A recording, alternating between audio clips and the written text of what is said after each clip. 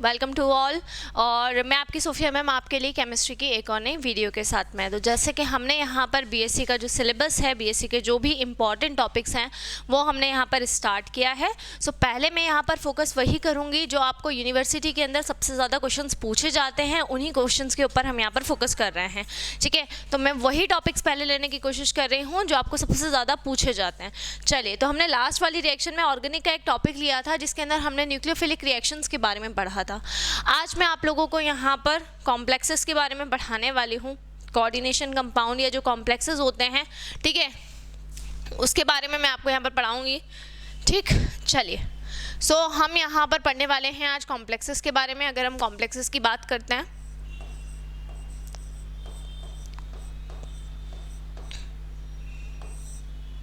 ठीक है, तो जो भी हमारे पर्टिकुलर कॉम्प्लेक्स होते हैं वो कॉम्प्लेक्सेस हम पढ़ चुके हैं पहले ही। मैंने प्रीवियस वाली वीडियोस के अंदर आपको इसका जो बेसिक कॉन्सेप्ट है वो ऑलरेडी पढ़ा रखा है 12th स्टैंडर्ड के अंदर। तो बेसिक जो कॉन्सेप्ट है वो आप वहाँ से जाकर पढ़ सकते हैं। मैं आपको आज यहाँ पर एक बहुत ही इंपॉर्टेंट टॉपिक पढ़ाने वाली हूँ। कॉम्प्लेक्सेस के अंदर हम जो ज्योमेट्री पढ़ते हैं वो ज्योमेट्री हम किस तरीके से निकालते हैं, ज्योमेट्री। तो हमें यहाँ पर पढ़ना है कि जो हम ज्योमेट्री वाला जो टॉपिक है वो जो हम पढ़ेंगे वो हम कॉम्प्लेक्सेस के अंदर किस तरीके से पढ़ते हैं। ऐसे जनरली हम जो भी हमारे कोवलेंट कंपाउंड्स होते हैं उनके अंदर हमने ज्योमेट्री के बारे में पढ़ा है, लेकिन कॉम्प्लेक्सेस के बारे में ज्योमेट्री हमने आज तक नहीं पढ़ी है। तो बहुत ही इंपॉर्टेंट टॉपिक है और यही इसी टॉपिक के ऊपर मैं यहाँ पर डिस्कशन करने वाली हूँ। अब अगर हम बात कर रहे हैं कॉम्प्लेक्सेस के अंदर ज्योमेट्री, है ना, ज्योमेट्री पहला पार्ट ज्योमेट्री, और दूसरा पार्ट हम यहाँ पर पढ़ेंगे कॉम्प्लेक्सेस के अंदर हाइब्रिडाइजेशन। ये दोनों ही जो कॉन्सेप्ट हैं ये बेसिक से आप 11th और 12th स्टैंडर्ड में पढ़ते हुए आ रहे हैं कि ज्योमेट्री क्या होती है और हाइब्रिडाइजेशन क्या होता है। ये जो है ये दोनों पार्ट आपने उधर पढ़े हुए हैं। ठीक है, अब कॉम्प्लेक्सेस की अगर मैं यहाँ पर बात करती हूँ तो कॉम्प्लेक्सेस के अंदर यहाँ पर ज्योमेट्री जो होती है बच्चों, वो ज्योमेट्री मेनली दो टाइप के कॉम्प्लेक्सेस आपको ज़्यादा देखने को मिलेंगे। ठीक है, एक ट्राइगोनल बाय पिरामिडल भी एक ज्योमेट्री होती है, लेकिन मेनली हम जो यहाँ पर पढ़ेंगे वो दो टाइप के कॉम्प्लेक्सेस पढ़ेंगे। एक हम ज्योमेट्री पढ़ेंगे ऑक्टाहेड्रल, है ना, और दूसरी हम पढ़ेंगे टेट्राहेड्रल। ये दो टाइप की जो ज्योमेट्री है वो हमें ज़्यादा देखने को मिलेगी। एक होगी ऑक्टाहेड्रल और दूसरी क्या हो जाएगी, दूसरी हो जाएगी टेट्राहेड्रल। ठीक है, ज्योमेट्रीज जो रहेंगी वो दो टाइप की हो जाएंगी। एक हो जाएंगी यहाँ पर ऑक्टाहेड्रल और दूसरी हो जाएंगी यहाँ पर टेट्राहेड्रल। ठीक है, तो दो टाइप की यहाँ पर ज्योमेट्री रहेगी, ऑक्टाहेड्रल एंड टेट्राहेड्रल, ये दोनों। अब इन दोनों का जो प्रेडिक्शन है, इन दोनों का प्रेडिक्शन हम किस तरीके से करेंगे वो मैं आपको बताने वाली हूँ। अगर हम यहाँ पर बात करते हैं बच्चों हाइब्रिडाइजेशन की, तो हाइब्रिडाइजेशन में आपको बता देती हूँ। अगर हम बात करेंगे ऑक्टाहेड्रल ज्योमेट्री की, अगर आपका जो भी कॉम्प्लेक्स है उसकी ज्योमेट्री कैसी है, ऑक्टाहेड्रल है। सो ऑक्टाहेड्रल में यहाँ पर आपको दो तरह के ऑक्टाहेड्रल कंपाउंड्स देखने को मिलेंगे, दो तरह के ऑक्टाहेड्रल कॉम्प्लेक्सेस देखने को मिलेंगे। ठीक है, एक आपका होगा inner orbital octahedral complex, inner orbital octahedral, inner orbital octahedral complex. एक तो आपका ये होगा inner orbital octahedral complex, sorry, दूसरा हो जाएगा आउटर ऑर्बिटल ऑक्टाहेड्रल कॉम्प्लेक्स। एक हो जाएगा इनर ऑर्बिटल ऑक्टाहेड्रल कॉम्प्लेक्स और दूसरा हो जाएगा आउटर ऑर्बिटल ऑक्टाहेड्रल कॉम्प्लेक्स। दो टाइप के जो कॉम्प्लेक्सेस हैं वो आपको देखने को मिलेंगे। एक होगा इनर ऑर्बिटल ऑक्टाहेड्रल कॉम्प्लेक्स, दूसरा होगा आउटर ऑर्बिटल ऑक्टाहेड्रल कॉम्प्लेक्स। तो इनर ऑर्बिटल ऑक्टाहेड्रल कॉम्प्लेक्स होगा उसकी जो हाइब्रिडाइजेशन हो जाएगी D2sp3। इनर ऑर्बिटल जो भी होगा उसकी हाइब्रिडाइजेशन हो जाएगी D2sp3, और आउटर ऑर्बिटल जो भी रहेगा उसकी हाइब्रिडाइजेशन हो जाएगी sp3d2। ये दो टाइप की जो हाइब्रिडाइजेशन है वो आपको देखने को मिलेगी। एक हो जाएगी D2sp3 और दूसरी हो जाएगी sp3d2। ठीक है, तो यहाँ पर अगर हम बात करेंगे जो भी ऑक्टाहेड्रल कॉम्प्लेक्सेस रहेंगे उसमें आपको दो टाइप के कॉम्प्लेक्सेस देखने को मिलेंगे। एक होगा इनर ऑर्बिटल ऑक्टाहेड्रल कॉम्प्लेक्स, दूसरा हो जाएगा आउटर ऑर्बिटल ऑक्टाहेड्रल कॉम्प्लेक्स। अगर हम इनर ऑर्बिटल ऑक्टाहेड्रल कॉम्प्लेक्स की बात करते हैं तो वहाँ पे जो आपकी हाइब्रिडाइजेशन होगी वो होगी D2sp3, और अगर हम आउटर ऑर्बिटल ऑक्टाहेड्रल कॉम्प्लेक्स की बात करते हैं तो यहाँ पर जो आपकी हाइब्रिडाइजेशन हो जाएगी वो हो जाएगी sp3d2। ठीक है ना, ये दो चीज़ें रहेंगी, है ना। D2sp3 और दूसरा हो जाएगा यहाँ पर sp3d2। ठीक है, अब यहाँ पर अगर हम बात करेंगे बच्चों, तो ये तो दो कैटेगरी आपकी हो गई। अगला अगर हम बात करते हैं तो अगली कैटेगरी, ये पहली कैटेगरी हो जाएगी। अगर हम अगली कैटेगरी की बात करते हैं, कैटेगरी नंबर 2, तो हो जाएगा यहाँ पर टेट्राहेड्रल, है ना। सेकेंड कैटेगरी क्या हो जाएगी? सेकेंड कैटेगरी हो जाएगी टेट्राहेड्रल और स्क्वायर प्लेनर। ये दो आपको देखने को मिलेगी। टेट्राहेड्रल के साथ में एक और ज्योमेट्री आपको देखने को मिलेगी, वो रहेगी स्क्वायर प्लेनर। ठीक है, टेट्राहेड्रल है ना पहला, और सेकंड हो जाएगा इसमें स्क्वायर प्लेनर, है ना। तो आपको प्रिडिक्ट करना है कि टेट्राहेड्रल है या फिर स्क्वायर प्लेनर है। तो अगर हम टेट्राहेड्रल की बात करेंगे तो हाइब्रिडाइजेशन इसके अंदर आएगी sp3, और स्क्वायर प्लेनर की अगर बात करेंगे तो हाइब्रिडाइजेशन आएगी dsp2। तो ये कुछ बेसिक चीज़ें जो आपको याद रखना पड़ेगी। तो ओवरऑल हमारा पूरे कॉम्प्लेक्स की जो ज्योमेट्री घूमती है वो इन्हीं के अंदर घूमती है। ऑक्टाहेड्रल में हमको ये प्रिडिक्ट करना रहता है कि हमारा इनर ऑर्बिटल ऑक्टाहेड्रल कॉम्प्लेक्सेस है या फिर आउटर ऑर्बिटल ऑक्टाहेड्रल कॉम्प्लेक्स है। टेट्राहेड्रल और स्क्वायर प्लेनर जो भी हमारे दो होते हैं, जिसमें एक sp3 होता है, दूसरा dsp2 होता है। तो इन दोनों के अंदर, टेट्राहेड्रल के अंदर और स्क्वायर प्लेनर के अंदर भी हमको ये प्रिडिक्ट करना रहेगा कि हमारा जो भी कॉम्प्लेक्स है वो क्या है, जो भी हमारा कॉम्प्लेक्स है वो sp3 है या फिर वो हमारा dsp2 है। उन दोनों में से क्या है वो हमको प्रिडिक्ट करना रहेगा। ठीक है ना। टेट्राहेड्रल हो गया और क्या हो गया? Square planar. ठीक है, टेट्राहेड्रल में हो जाएगा sp3 और स्क्वायर प्लेनर में कितना हो जाएगा? dsp2। ठीक है, सो ऑक्टाहेड्रल जो भी आपका होता है उसमें भी दो कैटेगरी देखने को मिलती है, इनर ऑर्बिटल ऑक्टाहेड्रल कॉम्प्लेक्स और आउटर ऑर्बिटल ऑक्टाहेड्रल कॉम्प्लेक्स हो जाता है। और अगर हम बात करते हैं सेकंड कैटेगरी की, तो टेट्राहेड्रल और स्क्वायर प्लेनर जो भी रहता है तो उसके अंदर भी आपकी जो रहती है दो कैटेगरी देखने को मिलती है। एक हो जाएगा आपका sp3 और दूसरा dsp2, मतलब ये आपको दोनों निकालना पड़ेगा। ये मैंने आपको ओवरऑल क्राइटेरिया बताया कि कॉम्प्लेक्स के अंदर कितने टाइप की ज्योमेट्री होती है और हमें क्या चीज़ प्रिडिक्ट करना रहती है। अब सबसे बड़ा और मेजर क्वेश्चन ये आता है कि जब भी हम कोई कॉम्प्लेक्स पढ़ते हैं, है ना, तो उस पर्टिकुलर कॉम्प्लेक्स के अंदर हम ज्योमेट्री का प्रिडिक्शन करते कैसे हैं, कैसे हम ज्योमेट्री प्रिडिक्ट करेंगे, कैसे हम पता करेंगे कि वो ऑक्टाहेड्रल है या फिर वो टेट्राहेड्रल है, कैसे हम पता करेंगे। ठीक है, ये हम बात कर रहे हैं। तो यहाँ पर अगर हम बात करें कि जो ऑक्टाहेड्रल किस तरीके से है और फिर टेट्राहेड्रल किस तरीके से है, ये हम इसका जो प्रिडिक्शन है, इसका प्रिडिक्शन हम किस तरीके से करेंगे कि ऑक्टाहेड्रल है या फिर टेट्राहेड्रल है, इसका हम प्रिडिक्शन किस तरीके से करेंगे, ये हमको समझने वाली बात है।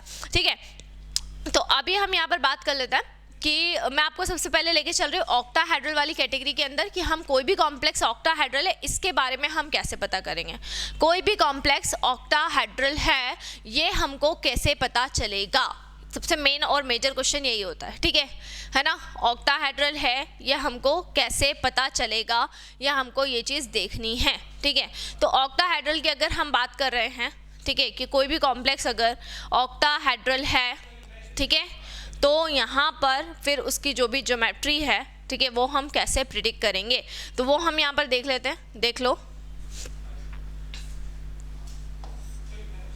चलो, sp3d2 और d2sp3, ठीक है, दो चीज़ें हैं, एक हो जाएगी d2sp3 और एक हो जाएगा sp3d2। ये दोनों ही आपको निकालना है, इनर ऑर्बिटल है या आउटर ऑर्बिटल है, ये आपको निकालना पड़ेगा। मैं आपको बहुत इजीली कुछ स्टेप्स बताने वाली हूँ बच्चों, उन स्टेप्स को फॉलो करके आप इजीली पता कर सकते हो कि आपका जो भी पर्टिकुलर कॉम्प्लेक्स है वो ऑक्टाहेड्रल होगा, कौन सा वाला होगा, इनर ऑर्बिटल होगा, आउटर ऑर्बिटल होगा। तो पहले हमारा फोकस हम करते हैं ऑक्टाहेड्रल की तरफ। ठीक है, चलिए, तो अभी मैं इसको कर दे रही हूँ क्लियर। हाँ, तो हम यहाँ पर ले लेते हैं ऑक्टाहेड्रल।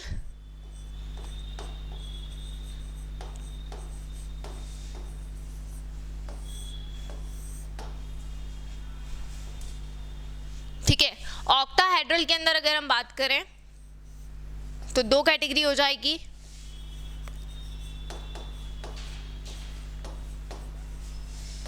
आउटर ऑर्बिटल ऑक्टाहेड्रल और दूसरी इनर ऑर्बिटल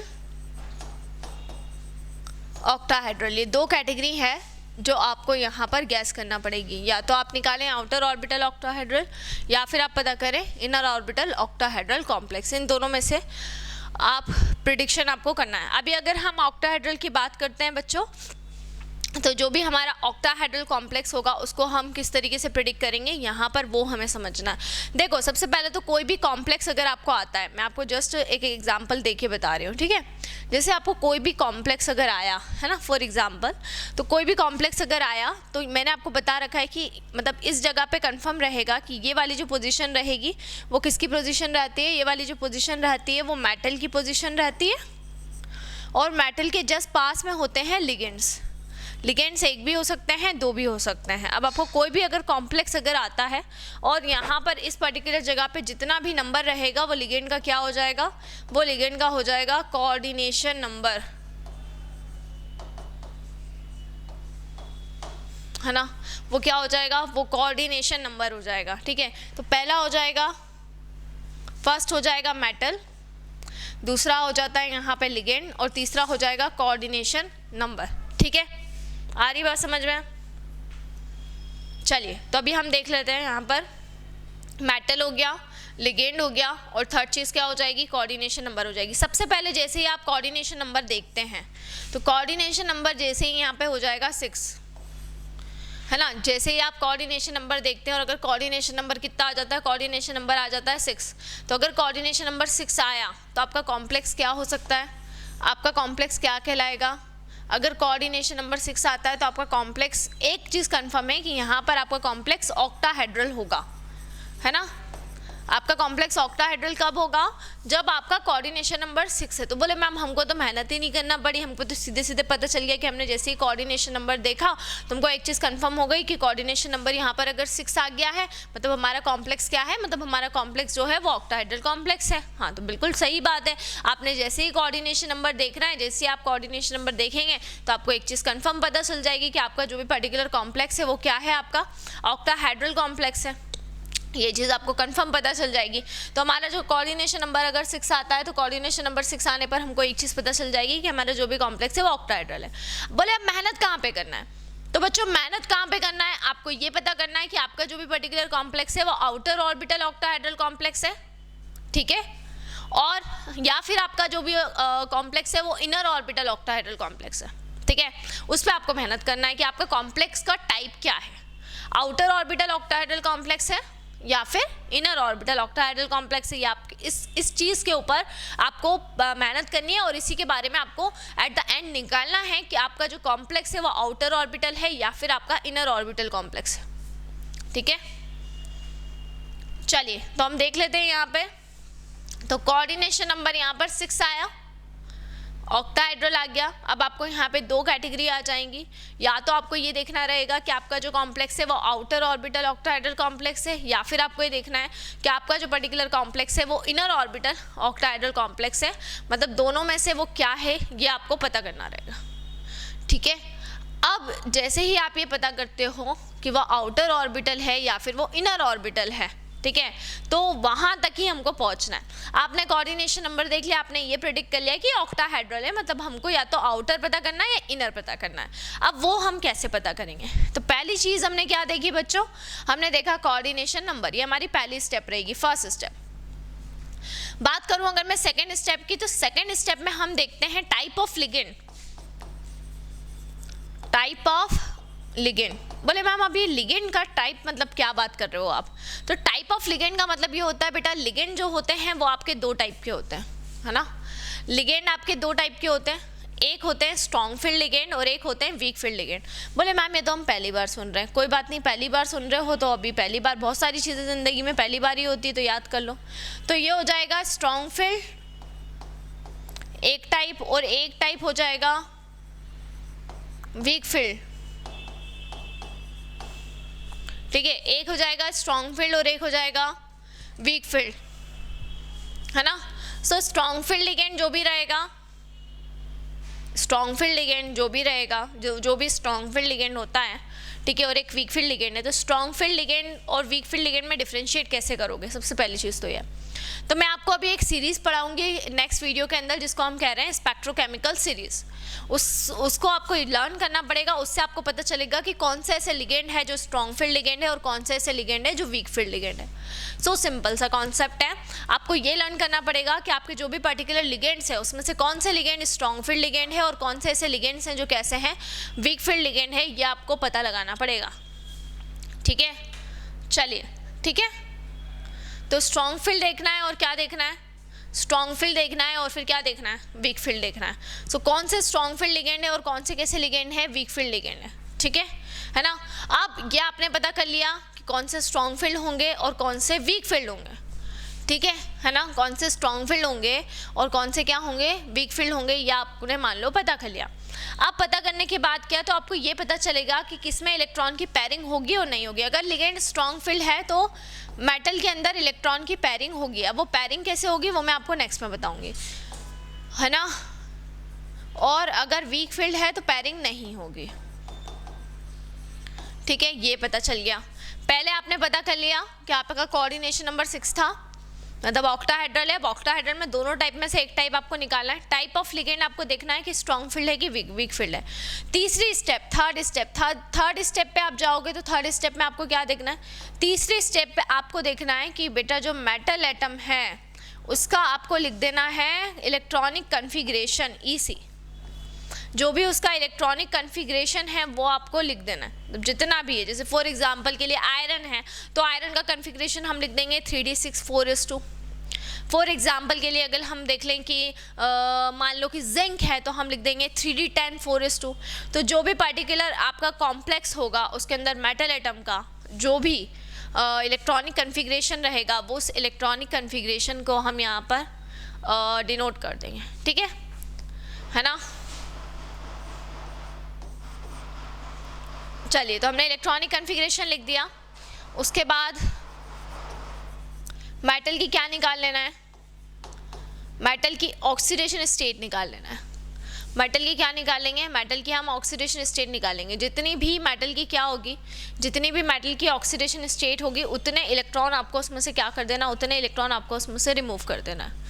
मेटल की ऑक्सीडेशन स्टेट निकालना है, जितनी भी उसकी ऑक्सीडेशन स्टेट रहेगी उतने ही इलेक्ट्रॉन आपको उसमें से क्या कर देना है, उतने ही इलेक्ट्रॉन आपको उसमें से क्या कर देना है, रिमूव कर देना। ठीक है ना। ठीक है, तो उतने इलेक्ट्रॉन आप रिमूव कर देंगे। जैसे फॉर एग्जांपल आयरन का +2 आया। अब आयरन का इलेक्ट्रॉनिक कन्फिग्रेशन कितना था, आयरन का इलेक्ट्रॉनिक कन्फिग्रेशन था 3d6 4s2। सो S में से 2 इलेक्ट्रॉन क्या हो जाएंगे, बाहर हो जाएंगे और 3D में कितना बचेगा, 3D में 6 इलेक्ट्रॉन बचेंगे। S में से 2 इलेक्ट्रॉन बाहर और 3D में कितने इलेक्ट्रॉन बच रहे हैं, 3D में 6 इलेक्ट्रॉन बच रहे हैं। 3d6 हो जाएगा वो, 3d6 4s2, 4s में से 2 इलेक्ट्रॉन चले जाएंगे और वो बचेगा 3d6। ठीक है, तो ये हम मेटल की ऑक्सीडेशन स्टेट निकाल लेंगे। जैसे ही हमने मेटल की ऑक्सीडेशन स्टेट निकाली, ठीक है, तो उतने इलेक्ट्रॉन आपको क्या कर देना है, उतने इलेक्ट्रॉन आपको रिमूव कर देना है। फिर जो भी खाली ऑर्बिटल बचेंगे उसमें लिगेंड क्या करेगा, लिगेंड अपने जो भी इलेक्ट्रॉन पेयर है उनको डोनेट कर देगा। वो मैं आपको नेक्स्ट में बताऊंगी, जो मैं आपको एग्जांपल से समझाऊंगी। और जैसे ही वो डोनेट करेगा फिर उसके थ्रू हम यहाँ पर हाइब्रिडाइजेशन पता कर लेंगे, जिससे हमको पता चल जाएगा अगर हमारी हाइब्रिडाइजेशन आती है मान लो sp3d2 तो वो हो जाएगा आउटर ऑर्बिटल कॉम्प्लेक्स। अगर हमारी हाइब्रिडाइजेशन आती है d2sp3 तो वो हो जाएगा इनर ऑर्बिटल ऑक्टाहेड्रल कॉम्प्लेक्स, है ना। तो ये 2 टाइप से आपकी हाइब्रिडाइजेशन आपको देखना रहेगी। अगर sp3d2 आता है तो आउटर ऑर्बिटल ऑक्टाहेड्रल कॉम्प्लेक्स आएगा और d2sp3 अगर आता है तो इनर ऑर्बिटल ऑक्टाहेड्रल कॉम्प्लेक्स आएगा। तो ये 2 तरीके से आपकी जो भी हाइब्रिडाइजेशन है वो आप शो कर दो और उससे आपका पता चल जाएगा। चलिए, तो ये मैंने आपको पूरा ओवरऑल ऑक्टाहेड्रल का क्राइटेरिया बता दिया है। अब मैं आपको एक कॉम्प्लेक्स करके बताऊंगी और उससे आपको बताऊंगी किस तरीके से आपको यहाँ पर ज्योमेट्री और हाइब्रिडाइजेशन का क्या करना है, प्रिडिक्शन करना है। तो इसके आगे का जो भी पार्ट है वो हम पढ़ेंगे नेक्स्ट वीडियो के अंदर। उसमें मैं आपको स्पेक्ट्रोकेमिकल सीरीज भी बताऊंगी। Thank you so much.